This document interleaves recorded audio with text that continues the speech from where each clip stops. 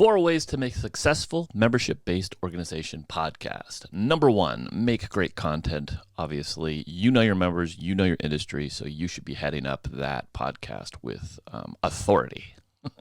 But before you get started, you want to do market research. So before you do anything, like kind of come up with some topics and then run them by your members, do some emails, calls, surveys to figure that out. You want to nail down those topics to do episodes that they're really going to love.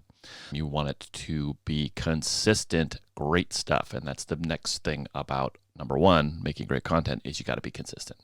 You want to make it a habit for your members to listen to. Number 2, produce great sounding audio. Really important. Nobody's going to listen to bad audio. You're forgiving for bad video, but you're never forgiven for bad audio. Nobody will try and hear something. It's a magnet to have them just move on.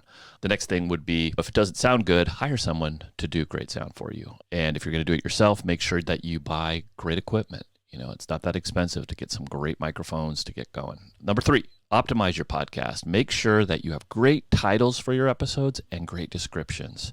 So think about doing transcripts, maybe, including those, and have lots of links in there to other stuff that you have on your membership-based website, and then also to other episodes. And then the second thing, too, with that, you want to optimize it by sharing it everywhere. Share it internally with newsletters, with whatever you do internally for your communications. Make sure you're sharing it all the time, and also do it externally on social media. Then you could repurpose that content in different ways, other forms of media. Plus, it's so intimate that it's just a dynamic way to get back and forth with you. You're whispering in your members' ears.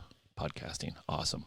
The fourth thing is to monetize. In your market research, you're going to talk to your sponsors from your annual event, your exhibitors, and talk to them and say, hey, we're starting this podcast up. What do you think? Here's a list of topics we kind of came up. What do you think? They might know your members better than you because they're selling to them.